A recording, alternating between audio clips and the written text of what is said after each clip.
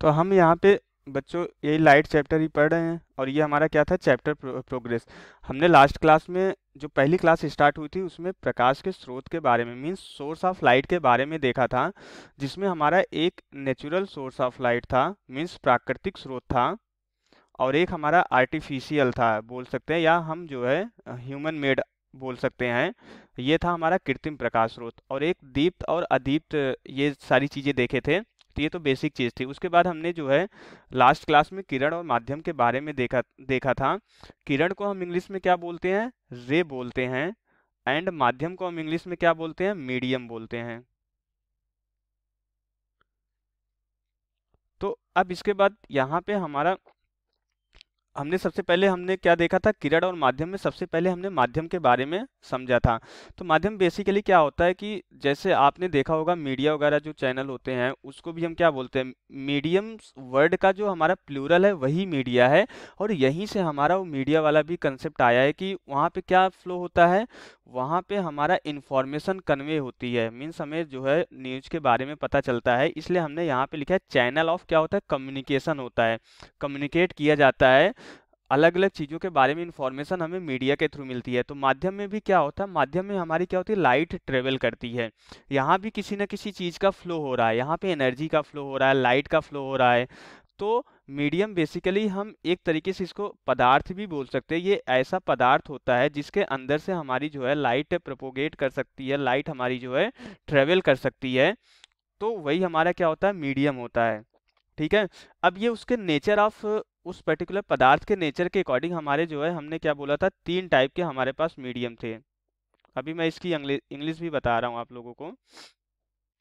तो जो सबसे पहला था उसको हमने क्या देखा था, पारदर्शी। इसको हम क्या बोलते हैं, ट्रांसपेरेंट मीडियम बोलते हैं।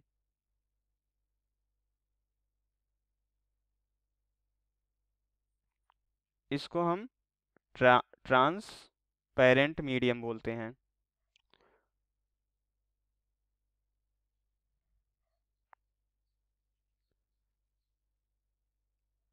अपारदर्शी को, अपारदर्शी माध्यम जो होता है ये हमारा, और एक पारभासी होता है। तो ये तीनों चीज़ें, अभी इसकी अपारदर्शी और पारभासी की मुझे इंग्लिश नहीं याद आ रही है, तो आप सर्च कर लेना। पारदर्शी माध्यम ट्रांसपेरेंट होता है, एक हमारा ये ट्रांसक्युलेंट होता है। ये अपारदर्शी या पारभासी हमारा क्या होता है, ये दोनों को एक ही नाम से इंग्लिश में दिया जाता है, ट्रांसक्युलेंट मीडियम। ठीक है। तो बेसिकली इसमें क्या था, पारदर्शी मतलब हम इसके आर पार देख सकते थे आसानी से, मींस लाइट हमारी जो है इसके पार निकल जाती थी। अपारदर्शी मतलब पार नहीं होती थी। पारभासी थोड़ी बहुत पार होती थी और थोड़ी बहुत टकरा के रिटर्न आ जाती थी। तो ये चीजें हमने देखी थी। अब इसके बाद हमने यहाँ पे एक ऊपर यहाँ पे लिखा है जो छिप रहा है, यहाँ पे सघन माध्यम देखा था। सघन माध्यम, सघन माध्यम को हम इंग्लिश में क्या बोलते हैं, डेंसर मीडियम। इसको हम डेंसर अभी हम इसको लास्ट क्लास में पढ़ चुके हैं, इसको थोड़ा सा फास्ट पढ़ेंगे। तो ये डेंसर मीडियम होता है। और विरल माध्यम हमारा क्या होता है, रेयर मीडियम होता है। ठीक है बच्चों। तो ये सघन माध्यम या डेंसर मीडियम में हमने क्या देखा था, ये जो हमारी कैटेगरी डिवाइड की गई है, ये उस पदार्थ के अंदर उसके मॉलिक्यूल्स किस तरीके से अरेंज हैं, मॉलिक्यूल्स मतलब अणु किस तरीके से अरेंज है, उसके बेसिस पे ये दोनों कैटेगरी डिवाइड की गई है। तो सघन माध्यम में क्या होता था, अणु हमारे बहुत पास पास होते थे। और ये दोनों सघन और विरल हम इंडिविजुअल नहीं बोलते थे, हम किसी न किसी दो माध्यम के कंपेरिजन में बोलते थे कि हाँ ये इससे डेंसर है या ये इससे रेयर है। जैसे अगर हम यहाँ पे जो है वाटर की बात कर ले, वाटर और एयर की बात कर ले, ठीक है। तो अब एयर हमारा क्या है, ये हमारा लिक्विड है, ये हमारा क्या है, द्रवित, द्रव वस्तु ये मीन्स लिक्विड है। एयर हमारी क्या है, गैस है। तो आप सभी ने पढ़ा होगा गैस के अणु जो है बहुत दूर दूर होते हैं, कम, और द्रव के अणु जो है गैस के कंपेरिजन में पास पास होते हैं।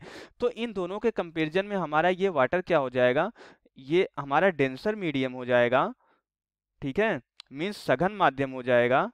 अगर हम इन दोनों का कंपैरिजन कर रहे हैं, ऐसा नहीं है कि वाटर हमारा डेंसर मीडियम ही हमेशा होगा। अगर अभी आप यहाँ पे कांच ले लो, अगर ग्लास ले लो, तो ग्लास के कंपैरिजन में ये हमारा रेयर मीडियम हो जाएगा, मीन्स विरल माध्यम। क्योंकि अब ये ग्लास क्या हो गया, ठोस हो गया, इसमें जो मॉलिक्यूल्स हैं और भी ज़्यादा पास पास हैं। ठीक है बच्चों। तो और ये हमारा क्या है, एयर जो है, अब अगर हम तीनों का कंपैरिजन करें, एयर जो है हमारा जो है रेयर मीडियम है, किसके लिए, किससे, ग्लास और वाटर दोनों से। वाटर हमारा जो है एयर से जो है डेंसर मीडियम है, लेकिन ग्लास से क्या है, रेयर मीडियम है। ग्लास हमारा जो है दोनों के लिए डेंसर मीडियम है। ठीक है, डेंसर मीन्स हमारा सघन माध्यम, rare means medium, rare means हमारा विरल माध्यम। तो यहाँ पे हमने ट्रांसपेरेंट, ट्रांसक्यूलेंट और अ, ये ओपेक्यू लिखा है। तो ये हमारा अपारदर्शी होता है, ट्रांसक्यूलेंट मतलब पारभासी होता है, ट्रांसपेरेंट, ट्रांसपेरेंट मीन हमारा हमारा क्या होता है, पारदर्शी होता है। तो ये कभी कभी आपने देखा होगा, कांच वगैरह जो होता है, अगर उसमें थोड़ा सा कुछ पीछे अगर कुछ धूल मिट्टी जम जाए या कुछ थोड़ा सा कुछ ऐसा हो जाए कि कम दिखाई देता है, तो ये वाली सिचुएशन होती है जिसमें कि हमारे उसके बाहर की, उसके पीछे की जो चीजें होती है धुंधला धुंधला दिखाई देता है। तो मीन्स उसमें पूरी तरह प्रकाश जा नहीं रहा है। अगर पूरी तरह प्रकाश जाता तभी जाके वो हमें हमें क्लियर दिखाई देता। तो ये हमारा जो है, इस तरीके से हमने मीडियम को डिवाइड किया था। तो अब आई थिंक मीडियम आपको समझ में आ गया। अब इसके बाद किरण की बात करते हैं। अब एक्चुअली क्या हुआ कि किरण का कंसेप्ट क्यों लिया गया, किरण का कंसेप्ट हमारा इसलिए लिया गया, जैसे कि अगर हमें प्रकाश की किसी भी फिनोमिना, लाइट के किसी भी फिनोमिना मीन्स क्या होता है, घटना होती है। अगर लाइट के किसी भी फिनोमिना को अगर हमें एक्सप्लेन करना है, अगर मतलब बुक में बताना है, या किसी मतलब किसी भी इंसान को जो है अगर उसके घटनाओं के बारे में एक्सप्लेन करना है, तो लाइट क्या होता है, एक बीम ऑफ रे के रूप में चलता है। किरण को हम क्या बोलते हैं इंग्लिश में, इसको इंग, इंग्लिश में हम रे बोलते हैं इसको। ठीक है, और हमारा जो है लाइट जो प्रोपोगेट करती है, मीन्स लाइट जो चलती है वो बीम ऑफ लाइट के फॉर्म में चलती है। ठीक है, बीम ऑफ लाइट मीन्स किरणों के समूह के रूप में चलती है। आपने कभी नहीं देखा होगा किसी बल्ब से जो है कोई एक किरण निकल के आ रही होगी। हमेशा जो है चारों तरफ फैलती हुई लाइट आती है। सन से लाइट आ रही है तो कितनी अनंत किरणें आ रही होंगी। तो लाइट के फिनोमिना को हम किसी सतह पे लाइट अगर किसी सतह पे लाइट अगर आ रही है, तो इस पे पढ़ने के बाद उसका क्या बिहेवियर हो रहा है, किस तरीके से रिफ्लेक्ट हो रही है, परावर्तित मीन्स रिफ्लेक्ट हो रही है, किस तरीके से परावर्तित हो रही है, किस तरीके से अपवर्तित हो रही मीन्स रिफ्रैक्शन किस तरीके से हो रहा है, सारे फिनोमिना को स्टडी करने के लिए हमने एक किरण किरण करके एक इमेजिनरी जो है कंसेप्ट दिया। इमेजिनरी लाइन हमने बताई कि प्रकाश जो है किरण के रूप में चलता है, और ये सीधी किरण, ये जो किरण होती है एकदम स्ट्रेट लाइन में जाती है, सीधी रेखा में जाती है। तो इसलिए हमारा किरण का कंसेप्ट लिया गया। तो प्रकाश जो है एक सीधी रेखा में चलता है, और इसको ही हम क्या बोलते हैं, इसी को हम किरण बोलते हैं। अब किरण के भी अलग अलग टाइप्स हमारे बताए गए। तो सबसे पहला जो था, पैरेलल रेज बताया गया। ठीक है, पैरेलल रेज बताया गया। इसको हम क्या बोलते हैं, समांतर किरणें बोलते हैं। तो पैरेलल रेज में क्या था, हमारी किरणें जो आ रही थी इस तरीके से एक दूसरे के जो है समांतर थी। ठीक है, दूसरा हमारा क्या बताया गया, ये तो पैरेलल रेज हो गई।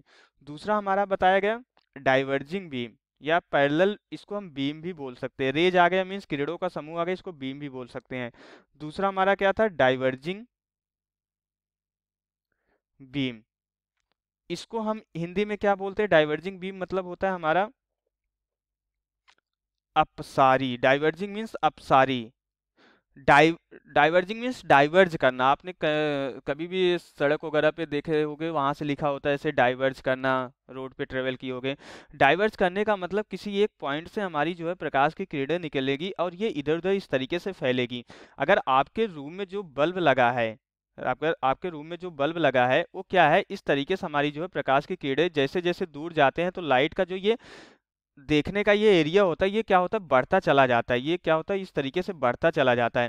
तो ये किरणों को डाइवर्ज कर रही है, मीन्स दूर फैला रही है। अगर जो किरणों को हम फैलाया जाता है, किरणें अगर फैलती है, उसको हम क्या बोलते हैं, डाइवर्जिंग बीम बोलते हैं, या अपसारी किरणों के समूह बोलते हैं। ठीक है, इसी तरीके से एक हमारा आता है कन्वर्जिंग बीम। कन्वर्जिंग बीम मतलब क्या होता है, कन्वर्जिंग बीम में हमारा ऐसा होता है कि अ, इसको हिंदी में हम अभिसारी किरणों का समूह बोल सकते हैं। अभिसारी, कन्वर्जिंग मीन्स हमारा होता है अभिसारी। तो कन्वर्जिंग में क्या होता है कि इसमें तो कन्वर्जिंग में बेटा हमारा ये होता, कन्वर्जिंग में ऐसा होता है, कभी हमने देखा डाइवर्जिंग में किरणें जो है फैल रही थी, लेकिन कन्वर्जिंग में हमारा होता है किरणों किरणें जो है एक पॉइंट पे आके मिलती हैं, ठीक है। ये कन्वर्जिंग में हमारा, इसको मैं यहाँ पे कलर चेंज करके मैं बता देता हूँ।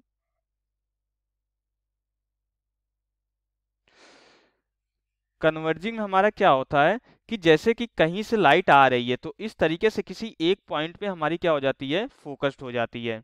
ये क्या होता है, ये हमारा जो है कन्वर्जिंग बीम होती है, मीन्स ये अभिसारी होती है।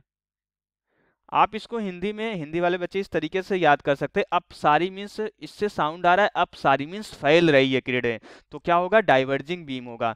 डाइवर्जिंग मीन्स डाइवर्ज कर रही है, कन्वर्जिंग मीन्स एक पॉइंट पे कन्वर्ज कर रही है, एक पॉइंट पे लाके जो है रोक रही है।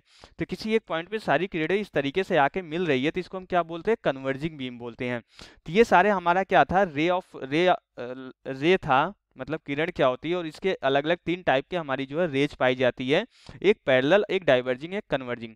तो इसमें ऐसा कोई बहुत ज़्यादा नहीं समझाने लायक था, जितना था मैंने अच्छे से आपको बता दिया। अब जो मेन हमारा आज का फोकस टॉपिक है, वो हमारा क्या है, परावर्तन के नियम। ठीक है बच्चों, तो परावर्तन का नियम समझने से पहले हम समझते हैं एक्चुअल में परावर्तन क्या होता है। तो बेटा ये जो परावर्तन होता है, ये हमारा जो है प्रकाश की एक फिनोमिना को हम एक्सप्लेन करने के लिए उसका नाम परावर्तन दिए है। ये जो सारे नाम है, ये प्रकाश का एक फिनोमिना ऐसा है, लाइट एक ऐसी फिनोमिना को शो करता है जिसको एक्सप्लेन करने के लिए हमने उसका क्या नाम दिया, परावर्तन नाम दिया। और इस फिनोमिना को किस तरीके से शो करती है, उसके क्या प्रॉपर रूल हैं, तो इस फिनोमिना को एक्सप्लेन करने के लिए एक हमने नियम दिया है, उसी को हम क्या बोल रहे हैं यहाँ पे, परावर्तन का नियम बोल रहे हैं, ठीक है। तो परावर्तन घटना, फिनोमिना अगर मैं बोल रहा हूँ तो क्या है, फिजिकल फिनोमिना मीन्स होता है भौतिक घटनाएं होती है। तो बच्चों परावर्तन का मतलब क्या होता है कि जैसे अगर मान लेते हैं कोई, ये हम जो है कोई मीडियम की ये कोई बाउंड्री है, ठीक है। बाउंड्री मतलब कि जहां तक वो मीडियम है, नीचे कोई भी मीडियम हो सकता है, ठीक है। या मान ले अगर कोई लेकिन ये ऐसा मीडियम है, अपारदर्शी माध्यम है, ठीक है। मीन्स हमारा जो है इसको बोल सकते हैं अपारदर्शी माध्यम है, ठीक है। इसके पार हमारी लाइट नहीं जाएगी।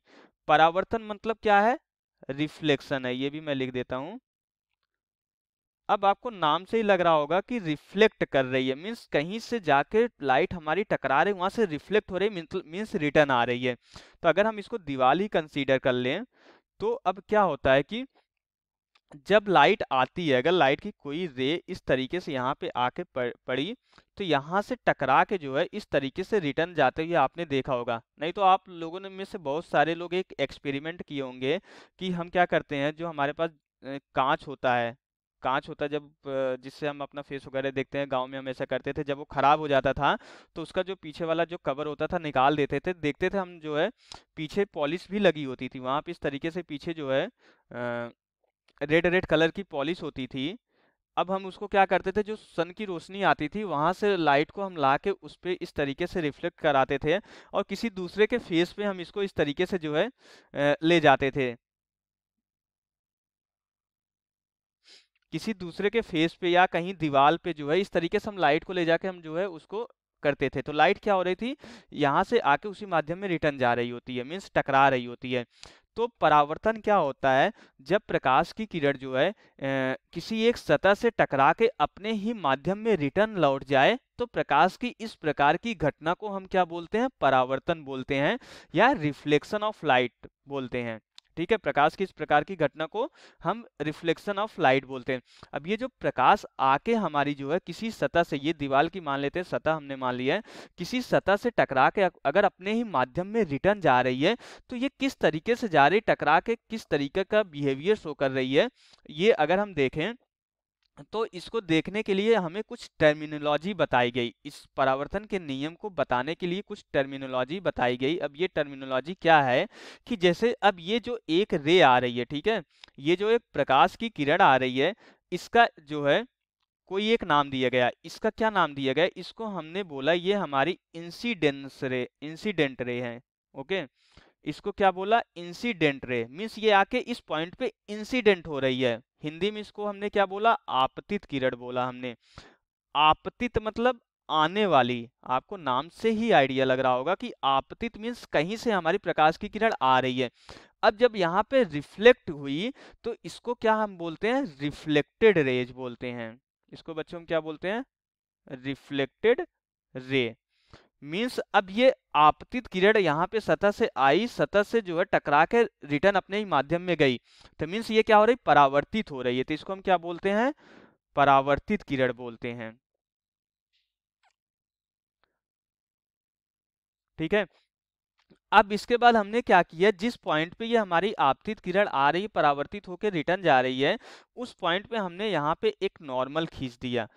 मीन्स हमने क्या खींचा, एक नॉर्मल खींचा, और इस नॉर्मल को हमने नाम दिया क्या, अविलंब।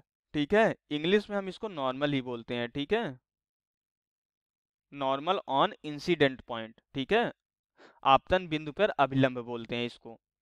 ठीक है, तो अब ये रूल हमारा क्या दिया गया जी, ये जो परावर्तन का नियम है उसमें पहला नियम क्या बताया गया, उसमें जो पहला नियम बताया गया कि जो हमारी आपतित किरण है, परावर्तित किरण है और अभिलंब है, आपतन बिंदु पर अभिलंब, ये पॉइंट को हमें ध्यान देना, भी हम इसकी इंपॉर्टेंस बताएंगे भी कि हमें इसको ध्यान से क्यों लिखना है, कि ये तीनों जो है कहाँ पे होते हैं, आपतित किरण, परावर्तित किरण और आपतन बिंदु पर अभिलंब। मैं थोड़ा सा यहाँ पे लिख भी देता हूँ।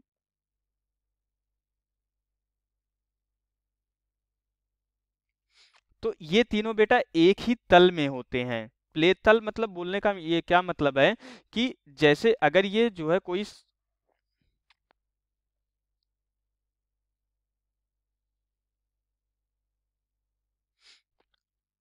आपतित किरण,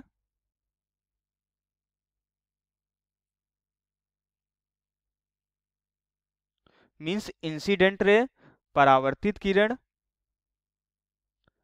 मींस रिफ्लेक्टेड रे, आपतन बिंदु पर अविलंब means normal at the normal on the point of incident, परावर्तित किरण या आपतन बिंदु पर अविलंब, आपतन बिंदु पर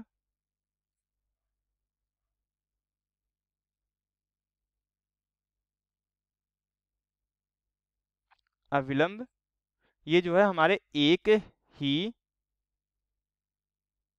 तल में होते हैं।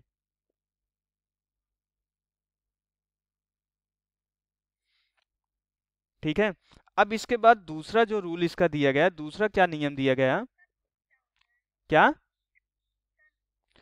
तल मीन्स हमारा क्या है, ये प्लेन है। प्लेन मतलब जैसे कि अब आप अपने हाथ की हथेली ले लीजिए, आप आपके हाथ की हथेली जो क्या है, ये एक तरीके से तल है जिसमें हमारी जो है दो कोऑर्डिनेट होते हैं। प्लेन मतलब कि कोई भी दो एक्सिस अगर हम ले लें, आपने मैथ में पढ़ा होगा, ये हमारा क्या होता है, एक्स एक्सिस होता है। ठीक है, ये वाई एक्सिस होता है। किसी भी दो एक्सिस को मिला के जो हमारा एक प्लेन, एक हमारा जो बनता है डायमेंशन जो बनती है, वो क्या हो जाती है, प्लेन होती है। चाहे आप जो है कोई भी, चाहे कोई दीवार की सतह ही ले लो, वो भी हमारा प्लेन है। तो इस तरीके से क्या होता है, प्लेन होता है। तो आपको यही ध्यान देना, ये तीनों एक लाइन में हमें नहीं बोलना, ये तीनों एक ही तल में होते हैं। ठीक है, दूसरा जो रूल था, हमने क्या बोला, अब यहाँ पे दो टर्मिनोलॉजी हमने और दी। हमने यहाँ पे इंसिडेंट रे जो आ रही है, मीन्स आपतित किरण जो आ रही, जो अविलंब के साथ हमारा एंगल बना रही, इसको हमने नाम दिया, इसको हम जनरली डिनोट करते हैं आई से। लेकिन जब भी हम आज से अगर कोई भी रिप्रेजेंटेशन ले रहे हैं, तो आपके माइंड में ये डाउट नहीं आना चाहिए आई से क्यों डिनोट करें, या ये अब हमारा यूनिवर्सल हो गया कि हम हमेशा जो है इस चीज़ को इसी लेटर से डिनोट करेंगे। ये जस्ट लेटर है, हम बार बार उस नाम को लिखने के बजाय हम क्या करते हैं, कोई स्मॉल सिंबल दे देते हैं जिससे कि हम उसको रिप्रेजेंट कर सके। आप चाहे किसी भी चीज़ से रिप्रेजेंट कर सकते हो, उसमें कोई इशू नहीं है। तो जनरली हम इसको आई से डिनोट करते हैं, और इसको हम क्या बोलते हैं, आपतन कोण बोलते हैं, आपतन कोण। और अगर हम इंग्लिश की बात करें, इसको हम इंसिडेंट, ये क्योंकि इंसिडेंट रे और नॉर्मल के बीच, अगर इंसिडेंट रे नॉर्मल के साथ जो है एंगल बना रही है, तो हम उसको क्या बोल लेंगे, इंसिडेंट, इंसिडेंट एंगल, या इसको हम इंसिडेंस एंगल बोलेंगे, इंसिडेंस एंगल।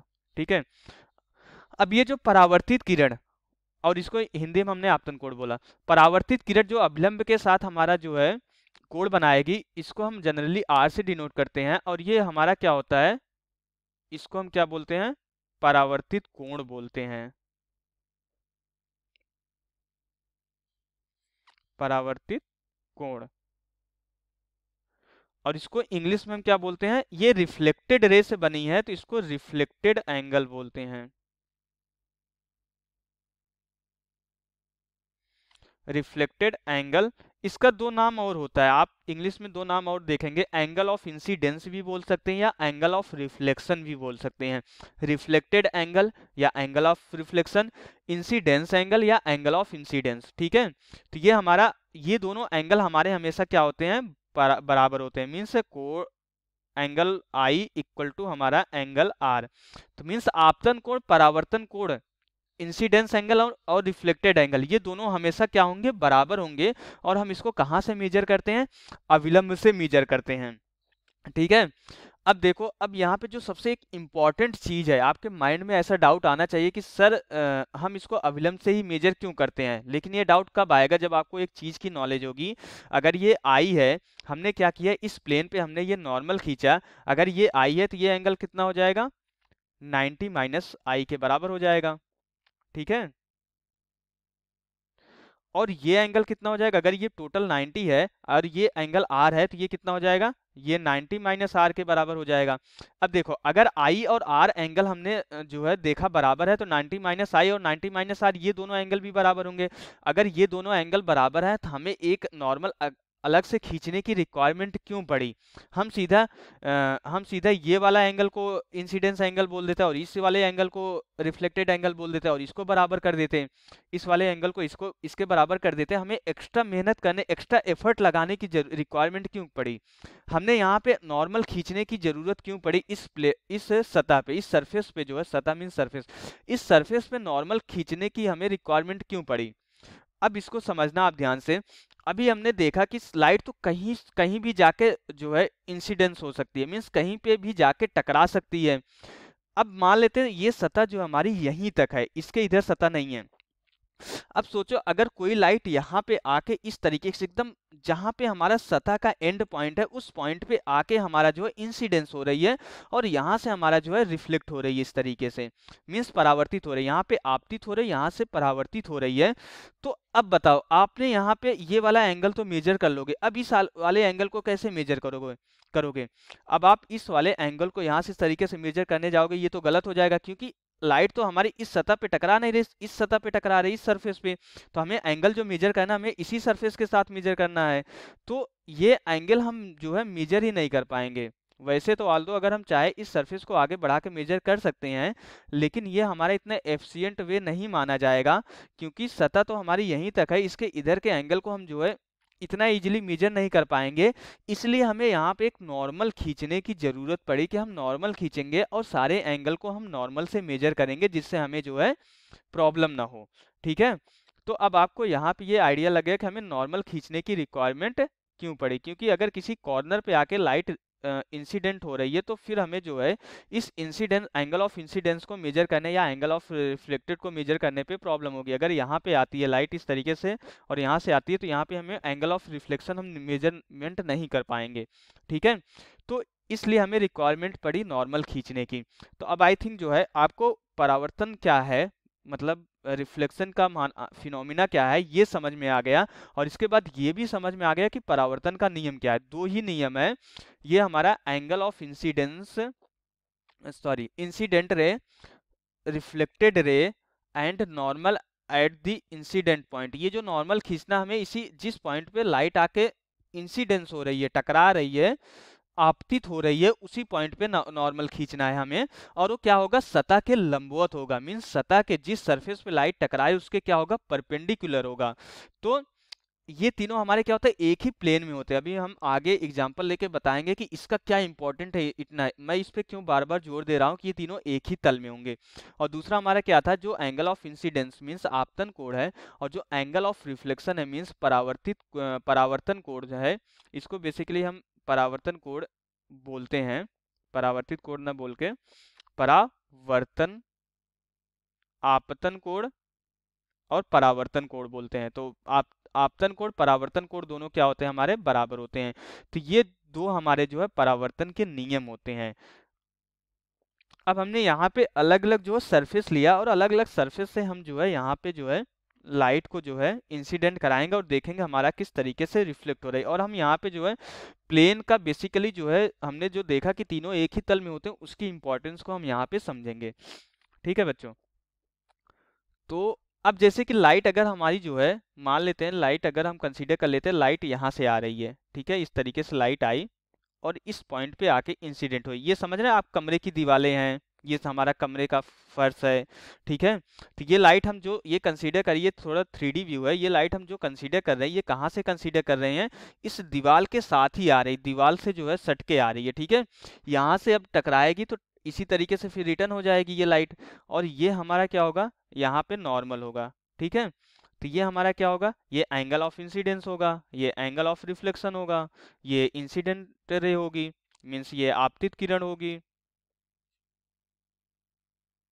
ठीक है। और ये क्या होगी, ये परावर्तित किरण होगी, और ये हमारा क्या होगा, अविलंब होगा या normal at the incident point. तो अब बच्चों अगर आप देखेंगे ये एक ही तल में होने का क्या मतलब है, कि ये तीनों लाइन जो है हमारी क्या होंगी, दीवार वाले तल में ही रहेंगी। मीन्स जिस प्लेन के अलोंग हमारा जो है ये वॉल है, दीवार है, उसी प्लेन में हमारे ये आपतित किरण, अविलंब और परावर्तित किरण, ये तीनों हमारे जो है उसी प्लेन में रहेंगी, ठीक है। अब अगर हम यहाँ पे बात करें, ये हमारा क्या है, एक तरीके से वॉच है, ठीक है। अब अगर लाइट तो कहीं भी आके टकरा सकती है। अब जैसे कि अगर हम बात करें यहाँ पे लाइट इस तरीके से, अब ये तो इस दीवार के अलोंग आ रही है। अब जैसे कि मान लेते हैं, अगर कंसीडर करें कि लाइट इस तरीके से यहाँ पे आके जो है टकरा रही है, ये आप जो है सरफेस के, ऐसा अज्यूम करना है ये सरफेस के ऊपर से आ रही है, ठीक है, सरफेस के साथ नहीं, सरफेस के ऊपर से आ रही है, यहाँ से रिफ्लेक्ट होकर इस तरीके से रिटर्न जा रही है। और ये अविलंब, ये तीनों क्या होंगे, हमारे जो ये फर्श है उसके परपेंडिकुलर एक ही तल में होंगे, ठीक है, एक ही लाइन में होंगे। ये जैसे दीवार में के साथ हमारा एक ही लाइन में, एक ही तल में, एक ही प्लेन में आ रहे हैं, इसी तरीके से हमारा ये तीनों क्या होंगे, ये तीनों हमेशा एक ही प्लेन में रहेंगे, ये तीनों मिलके एक प्लेन बनाएंगे, ठीक है। अगर इसी तरीके से हम ये कंसीडर करें कि लाइट यहाँ पे आ रही है, ठीक है। अब ये तो देखो, अभी हमने जो भी यहाँ पे इंसिडेंट करा रहे हैं प्लेन सरफेस पे करा रहे हैं, लेकिन हमारा जो है किसी किसी भी सरफेस से हमारा रिफ्लेक्शन का फिनोमिना हो सकता है, चाहे वो प्लेन सरफेस हो चाहे कर्व्ड सरफेस हो। अगर हम यहाँ पे देखें, ये हमारा कोई कर्व्ड सरफेस है, ये आपको पता है ये क्या है, हमारा सर्कल है, ठीक है। ये क्या होगा, इसको हम सेंटर मानेंगे, ठीक है। तो अब अगर कंसीडर करें लाइट हमारी इस तरीके से आ रही है, ये हमारा क्या होगा, इंसिडेंस रे हो गई, ठीक है, ये हमारी इंसिडेंट रे, ठीक है। अब हमें क्या करना है, अब अगर हमें यहाँ पे रिफ्लेक्ट कराना है तो हमें क्या करना पड़ेगा, हमें एक अविलंब खींचना पड़ेगा, मीन्स नॉर्मल खींचना पड़ेगा। तो हमें ये पता है कोई भी सर्कल है, सर्कल का जो सेंटर होता है, अगर हम उसके सर्कल का मीन्स वृत्त का जो केंद्र होता है, अगर हम उसके जो है किसी उसकी परिधि, मीन्स पेरीमीटर होता है परिधि, उसके किसी एक पॉइंट पे अगर हम यहाँ पे जो है कोई एक लाइन खींचे, तो ये क्या होती है, इस पॉइंट के क्या होती है, ये हमेशा परपेंडिकुलर होती है, मीन्स 90 डिग्री का एंगल बनाती है, ये आपने मैथ में पढ़ा होगा। तो ये क्या हो जाएगा, इस पॉइंट पे ये हमारा जो सेंटर से पास करने वाली जो लाइन होगी, ये हमारा अविलंब हो जाएगा या नॉर्मल हो जाएगा इस पर्टिकुलर पॉइंट पे। तो यहाँ से लाइट हमारी इस तरीके से रिफ्लेक्ट हो जाएगी, ये हमारा इंसिडेंट एंगल होगा, ये हमारा रिफ्लेक्टेड एंगल होगा। अब ये तीनों हमारे क्या होंगे, एक ही प्लेन में होंगे। मीन्स अगर ये जो हमारा इंसिडेंट पॉइंट है, अगर हम यहाँ पे किसी एक जो है कागज कागज को ले जाके रख दें, ठीक है, इसके परपेंडिकुलर किसी एक कागज को ले जाके रख दें, तो उसी कागज में हमारा ये तीनों के तीनों जो है लाइन आएगी। तो प्लेन बोलने का मतलब है कि ये तीनों हमेशा एक ही प्लेन में होते हैं। अब देखो, अगर लाइट हमारी यहाँ पे आ रही है, ठीक है, अगर यहाँ पे, अब लाइट तो कहीं भी टकरा सकती है, ठीक है, लाइट अगर हमारी यहाँ पे आ रही है, तो अब ये हमारा क्या होगा, ये हमारा परपेंडिकुलर होगा, ठीक है, ये हमारा यहाँ पे परपेंडिकुलर होगा, और लाइट टकरा के हमारी जो है इसी मीडियम में रिटर्न आ जाएगी। तो अब यहाँ पे ये किस तरीके से आ रही है, इसको हम यहाँ से इस तरीके से देखेंगे। तो मीन्स ये हमने ये इमेज लगाने का ये मतलब है कि ये जो हमारा आई, ये जो हमारे तीनों है, ये नॉर्मल, इंसिडेंट रे और ये रिफ्लेक्टेड रे, ये तीनों किस प्लेन में आ रहे हैं, ये जो हमारा जो ये टेबल का ये वाला प्लेन है, जो टेबल का ये प्लेन है, इसी प्लेन में ये तीनों आएंगे, क्योंकि इस वाले फेस पे जाके लाइट हमारी टकरा रही है, तो इसी फेस इसी से हमारी रिफ्लेक्ट होगी। और जो इन तीनों का प्लेन होगा हमारा, ये किसके अलोंग होगा, ये जो टेबल की सरफेस है इसी के अलोंग हमारा इन तीनों का क्या होगा, प्लेन होगा।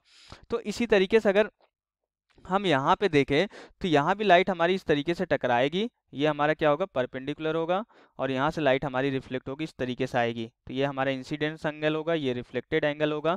तो ये तीनों भी हमारे क्या होंगे, एक ही प्लेन में होंगे, और इनका जो प्लेन होगा, इन तीनों लाइन का जो प्लेन होगा, जिस सरफेस पे हमारी लाइट टकराती है उसके जस्ट परपेंडिकुलर प्लेन होता है। दो परपेंडिकुलर प्लेन, प्लेन का मतलब समझ रहे हो ना, ये हमारा क्या है, ये दीवार, ये जो सरफेस है, ये भी एक प्लेन है और ये भी हमारा एक प्लेन है, ठीक है। तो ये दोनों एक दूसरे के परपेंडिकुलर है। अगर लाइट जो है, लाइट अगर इस सरफेस के किसी भी एक पॉइंट पे आके टकरा रही है, तो जो इंसिडेंट रे, रिफ्लेक्टेड रे और normal at the incident point, इन तीनों का जो प्लेन होगा, वो जो हमारा इसके जो है इस सतह के परपेंडिकुलर होने का मतलब या तो इस प्लेन के अलोंग हो सकता है या इस प्लेन के अलोंग हो सकता है, ठीक है। किसी भी दोनों में से किसी भी, या तो यहाँ भी अगर दीवारें हो और यहाँ भी दो और दीवारें हो, तो उन दोनों दीवार के किसी भी अलोंग हो सकता है। तो ये मतलब था हमारा जो है कि हम ऐसा क्यों, परावर्तन के नियम में हम ऐसा क्यों बोले कि हमारा तीनों एक ही प्लेन में रहेंगे, क्योंकि कई बार ऐसी सिचुएशन आती है, हम कंफ्यूज हो जाते हैं कि हमारा कौन से प्लेन में होगा। इसलिए हमने इसको डिटेल में देखा कि आपतित किरण, अविलंब और परावर्तित किरण तीनों एक ही तल में किस तरीके से होते हैं। तो बच्चों थोड़ा सा हम समराइज कर देते हैं, हमने क्या पढ़ा बेसिकली आज। हमने जो है ये थोड़ा सा माध्यम के बारे में हमने देख लिया था, ठीक है, मीडियम वगैरह हमने देखा, ट्रांसपेरेंट, ट्रांसक्युलेंट, और इसके बाद जो है अपारदर्शी माध्यम, ये सारा हमने ये जो है देखा मीडियम के बारे में। हमने जो है रे के बारे में और एक हमने रेयर, डेंसर मीडियम और रेयर मीडियम देखा।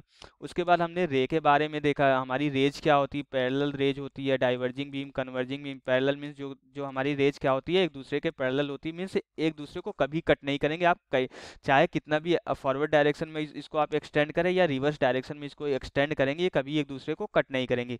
डाइवर्जिंग बीम का क्या मतलब था कि ये डाइवर्ज हो रही थी लाइट, मीन्स किसी एक पॉइंट से जो है निकल के जो है वहां से फिर क्या हो रही थी, इस तरीके से डाइवर्ज हो रही थी। कन्वर्जिंग मतलब क्या था, एक पॉइंट पे आके जो है मिल रही थी। डाइवर्जिंग को हिंदी में अपसारी बोल रहे थे, कन्वर्जिंग को हिंदी में हम अभिसारी बोल रहे थे, ठीक है।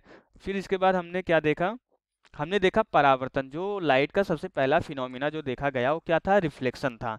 तो हमने ये देखा कि एक्चुअल में रिफ्लेक्शन होता क्या है। तो उसमें हमने ये देखा, जब भी कोई लाइट किसी एक पॉइंट पे आके जो है इंसिडेंट हो रही है, आके टकरा रही है, तो अपने ही माध्यम में जब रिटर्न हो जा रही है, जब लाइट का जो है टकराने के बाद अगर उसका मीडियम चेंज नहीं हो रहा है, तो वह क्या होता है, हमारा ये फिनोमिना हम उसको क्या बोलते हैं, रिफ्लेक्शन ऑफ लाइट बोलते हैं। और ये किस तरीके से किसी सरफेस पे आके टकराने के बाद किस तरीके से रिफ्लेक्ट हो रही है, इसके क्या रूल है, इसके दो रूल थे, हमने दोनों रूल को देखा। पहला ये था इंसिडेंट रे, मीन्स आपतित किरण आपतन बिंदु पर अविलंब और परावर्तित किरण तीनों एक ही प्लेन में होते हैं, एक ही तल में होते हैं, और इंसिडेंट एंगल और रिफ्लेक्टेड एंगल दोनों हमारे क्या होते हैं, ये बराबर होते हैं। तो हमने ये चीजें देखा, और हमने जो है ये जो दोनों परावर्तन के जो दोनों नियम थे, इनका एक्चुअल में मतलब क्या था, इसको भी हमने डिटेल में समझा, ठीक है। आपतन कोण और परावर्तन कोण बराबर होते हैं, ये हमारा सेकंड रूल था।